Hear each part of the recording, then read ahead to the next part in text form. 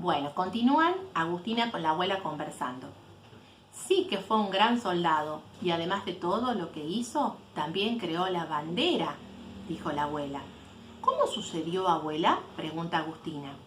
Un tiempo después, el gobierno, que se había transformado en un triunvirato, lo nombró jefe del ejército de los patricios.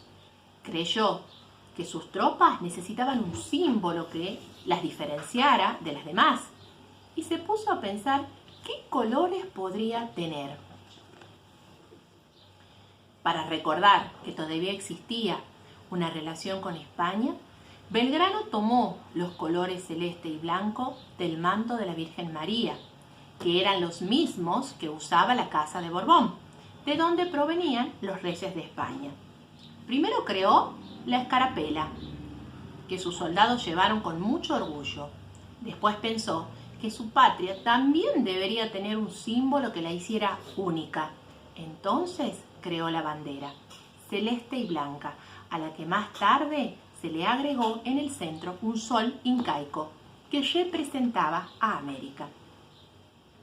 Manuel Belgrano debió hacerse cargo del ejército del Alto Perú, que había sido vencido en Bolivia.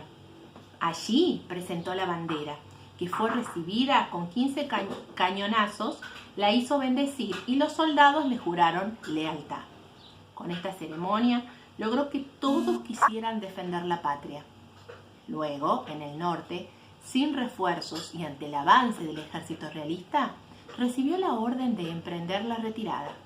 Entonces le pidió a los habitantes de la provincia de Jujuy que abandonaran sus casas, su ganado y sus bienes, para no dejarle nada al enemigo que se acercaba. Y todos partieron hacia Tucumán. Este movimiento se conoció como el éxodo jujeño. Como eran tiempos de luchas por la liberación de los países de América, Belgrano reorganizó el ejército y enfrentó a aquellos que se oponían a la revolución. Derrotó a los realistas en las batallas de Tucumán y Salta, pero fue vencido en las batallas de Pilcapugio y Ayohuma. Manuel se preocupaba mucho por su ejército. Todas las noches salía de ronda a observar que nada le faltase a sus soldados. No le importaba estar cómodo en las campañas ni diferenciarse de sus tropas y podía dormir de igual manera en su cama como en el suelo.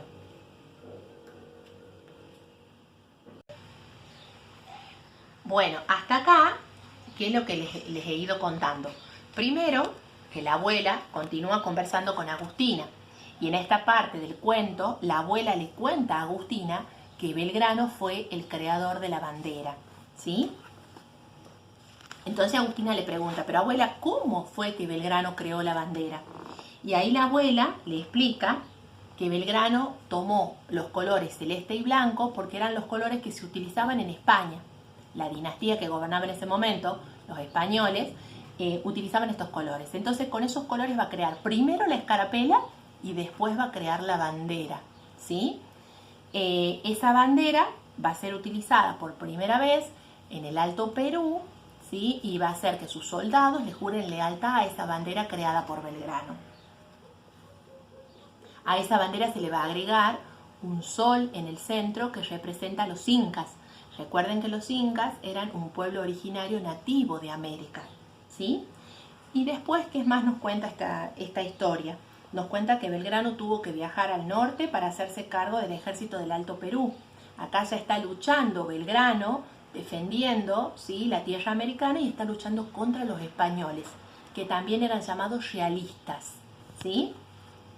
Y finalmente en esta parte nos va a contar que Belgrano va a estar a cargo del éxodo jujeño. ¿Qué fue el éxodo jujeño? El éxodo jujeño fue, en Jujuy estaba el ejército de Belgrano y tenía que enfrentarse a las tropas realistas, pero ya no tenía el número de soldados suficientes, ni tampoco los recursos, porque Buenos Aires no los enviaba.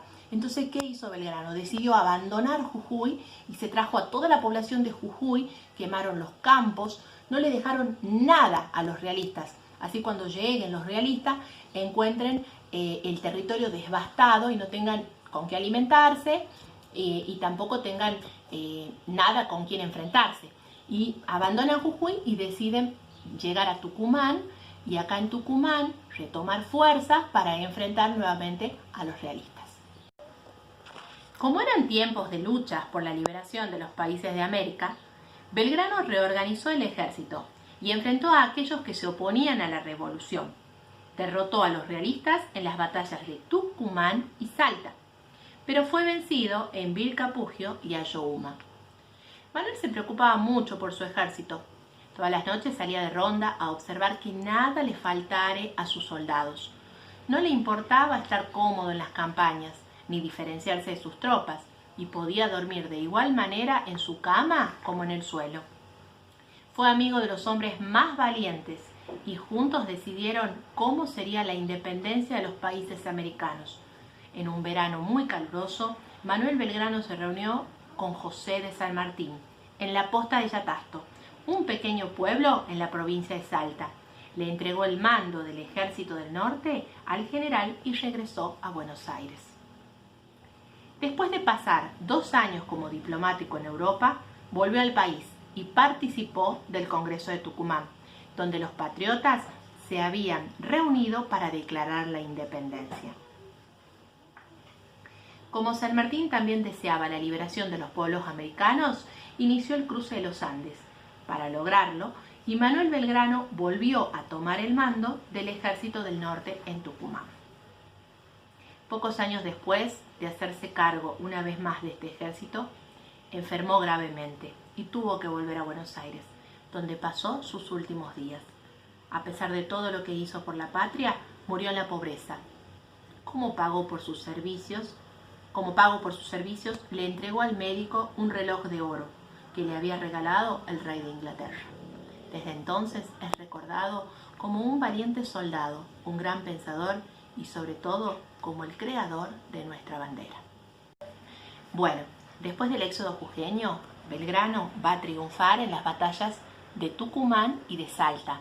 Acá en este territorio, en territorio tucumano, Belgrano luchó contra los realistas y defendió el territorio americano, ¿sí?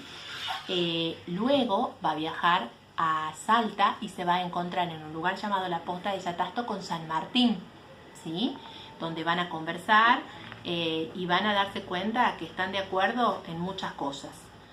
Y finalmente, en el año 1816, Belgrano va a volver a Tucumán, pero ya esta vez no como soldado, sino va a participar del Congreso de Tucumán, ¿sí? En ese congreso, donde se van a reunir los diputados en la Casa Histórica para declarar la independencia del territorio americano. Acá finalmente ya dejamos de pertenecer a España y nos convertimos en un país libre e independiente.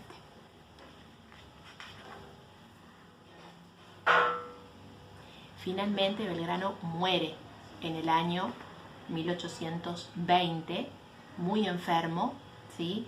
Y en la pobreza, y solamente para poder pagar los servicios a su médico tenía un reloj de oro que le había regalado el rey de Inglaterra.